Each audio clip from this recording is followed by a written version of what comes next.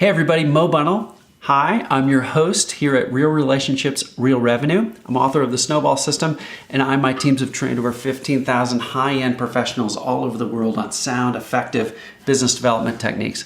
I'm joined for our third episode with Luke Burgis. On this one, we're going to cover how you can harness the power of something you may not have heard of, mimetic desire, to deepen your relationships. And man, the insights that Luke dropped in this episode, and specifically what I liked the most, was he gives you 3 very specific questions you can ask new, existing, long-term clients, even people on your internal teams, that are going to open up dialogue and help you serve them in a positive way that really changes what the relationship is like. 3 simple questions to do that. Now, we cover a bunch of other stuff in this episode, but boy, that particular element I'm going to memorize and use all the time. Lots more value than that, but that one was really killer. More on that in a second. So if you want all of our insights, our complimentary courses, our research, our tips, our techniques, head over to growbigplaybook.com. That's growbigplaybook.com. You can sign up in a second, maybe 10 seconds. Okay, I'll be accurate. 10 seconds. You can sign up and you'll get an instant download and you'll be set up to get all of our weekly insights. And most importantly, the courses we don't even charge for. We got over half a dozen now. They're really valuable. We get insane feedback on. And if you sign up at growbigplaybook.com, you'll see where all those are. And it's the easiest way to access a ton of information to help you be great at business development. So if you want to grow your book of business, grow your relationships, and thus grow your career, head over to growbigplaybook.com and you'll get all set up. All right, so there we go. Let's get into Luke Burgis, mimetic desire, and how we can use it to positively impact our relationships.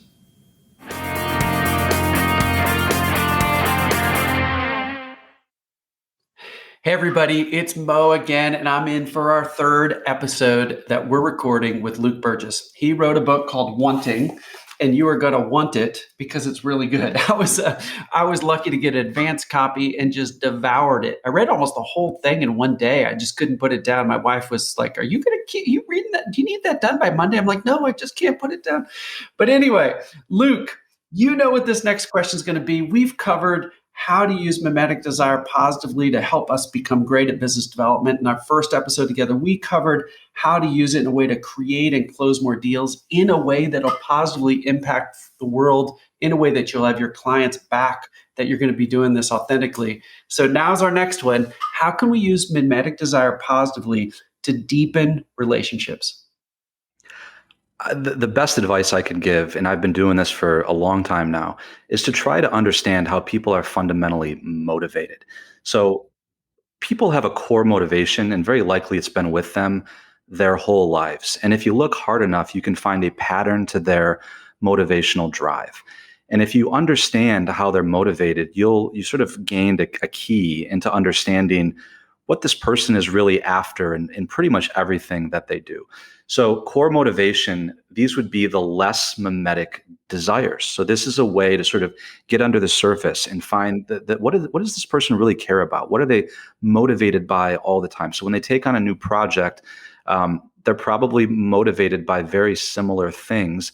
And when I say that, I mean they want to achieve a distinct pattern of results in pretty much anything that they do.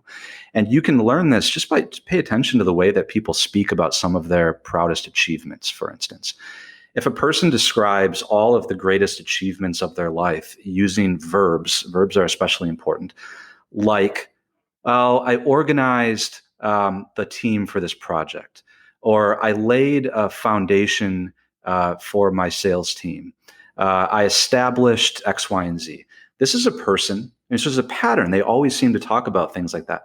This is a person whose fundamental core motivation in most of what they do is probably has to do with organization and establishing certain things, right? Establishing financial security, establishing ground rules for projects. Great core motivation to have. I need somebody like that on my team because it's not how I'm motivated.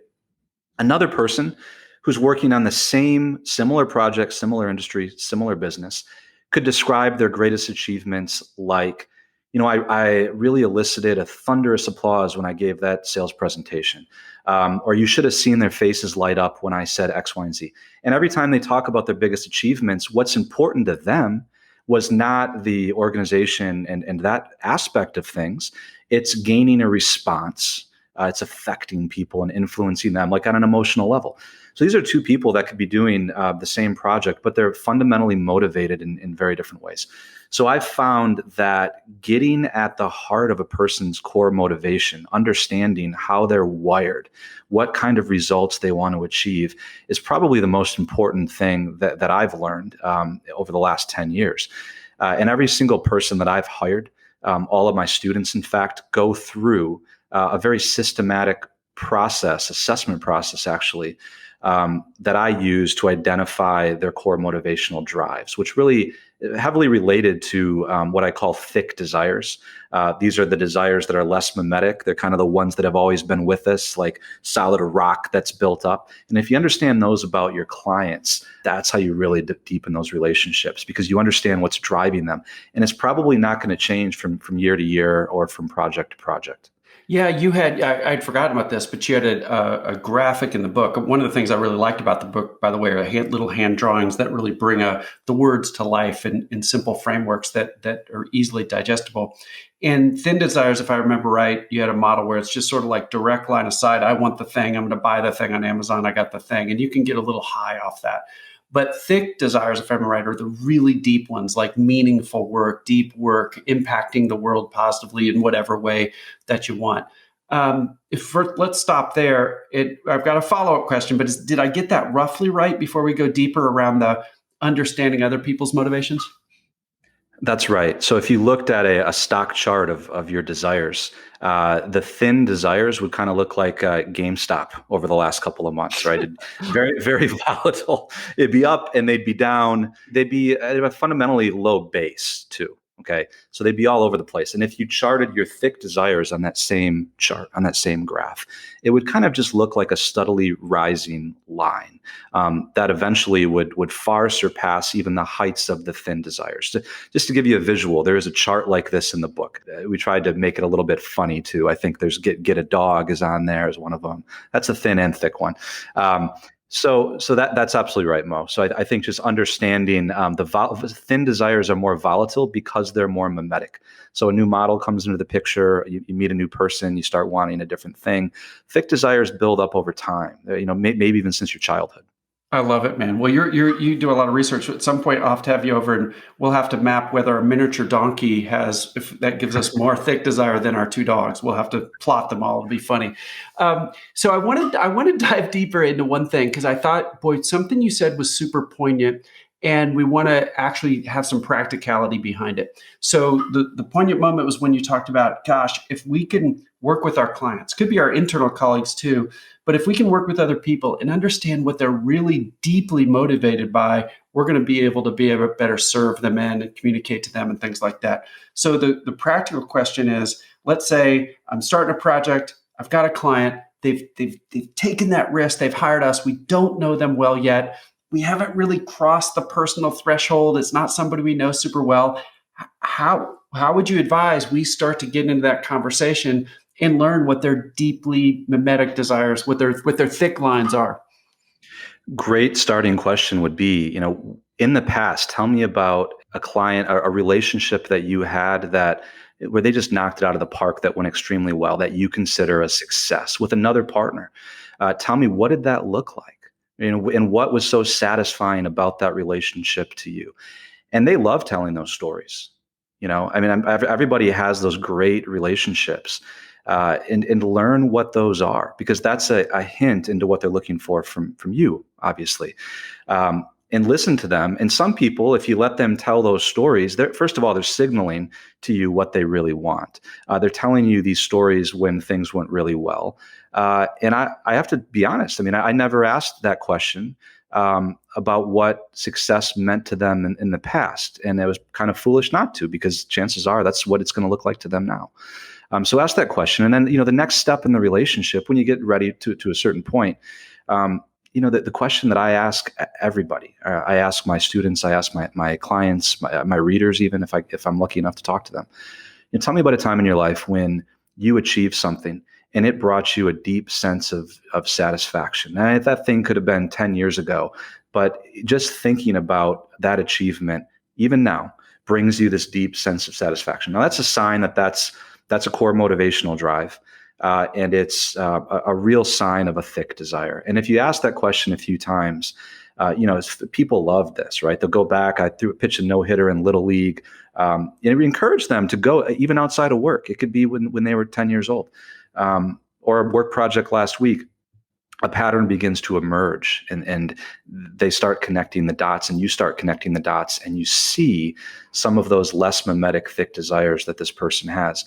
So it's an important exercise to go through for ourselves. And it really gives you an insight, not only into your client, but if you work in a team, if your client works in a team and you understand how the different people are fundamentally motivated, you understand how to build teams better and how people can work together much more effectively. Oh, Luke, I love it. And it seems like we get a double win there too. I think of the Dr. Diana Tamir research that shows how when people are self-disclosing information about them, it highly correlates to the pleasure center of their mind. They love telling these stories, like you said. I think if I remember right, it strongly correlates to likability as they talk more and disclose more, and we talk less, which I think is funny. So it seems like that's like a super practical little things that somebody could do at the beginning and really deepen the relationship while they're learning these deep things. So I want to go, I'm driving for even more practicality. This will be our last big question this episode. I remember the book, you brought it back to me, that you asked the question in this really specific way that would allow them to go personal or professional, and you don't steer it. So to just go a little bit more around that. And I know that was embedded in your example you gave, but that could pass over people. And I want to really show the why that's underneath your design of the question. Sure. Well, so I usually ask it as a series of 3 questions that go a little bit deeper. So the first one, and you can just adapt the question slightly for a business professional context, is tell me about a time in your life when you took an action and it brought you this deep sense of satisfaction after you had achieved the thing. Adapting that to business is tell me about a win for you in the last few years. What was a relationship that you're just really satisfied with? And they'll speak in vague terms, but you sort of need to draw out what it is specifically about that, right? What is it that is so meaningful to you? So the second question I ask is, well, tell me what specifically it is that you did. Like, what action did you take to achieve that? Because if some people are working as part of a team, they tend to talk about the team, but we actually want to know about them specifically, right? This is very personal. And then the third one is, well, so what was it that was so satisfying about that project or about that relationship? What specifically was it? Was it the fact that you got a promotion? Was it that you won a big client? Was it that you got the recognition that you needed from one of your colleagues or one of your friends? Because 3 different people have 3 different answers. 20 different people have 20 different answers. So understanding what it is that's satisfying is key. So that's kind of the progression that I go through. And you just gain a level of awareness, because everybody kind of knows what their wins were. But I find that very few people know why they consider those things wins in the first place. And they sometimes don't even have the language to describe what it was about that relationship with a client or whatever that was so satisfying. So the exercise that I go through is trying to help people understand more specifically and have some language around that. Oh man, it's great. I could see those externally with new clients. I could see those questions applying to interviews. I could see them applying to a team, to a retreat, bringing a team together, everybody sharing those kind of things as a group. There's so many applications. It's killer. So, okay, people are going to want to learn more, I think, about the motivational assessment that you talked about. Where do they go? Sure. Go to lukeburgis.com/motivation. Pretty simple. And you'll find a free worksheet that you can download that has all of these questions where you can begin to do this for yourself, first of all, and that will help you do it with clients. There's a paid assessment that I use that uses a tool that actually finds the pattern in these stories and the way that you answer questions about each one of them. That's a $49 cost, but it's not necessary to go through that assessment to get the benefits of the process and the exercise. So lukeburgis.com/motivation, and I've got the instructions on the page. Man, that's awesome. Well, I think I told you when we were prepping today, I got 25% of the way through the assessment when a client called and I couldn't get to finish it. And I'm dying to do it. Can't wait to see it, man. So seems like an easy investment to make. So I'm excited about it. All right, everybody, check out that if you're interested in the assessment. Can't wait to do it myself. And what we're going to talk about next in the next episode is how do we hack our own habits? How can we use mimetic desire to accomplish more in life? And I can't wait to see where Luke takes us there. Thanks, everybody.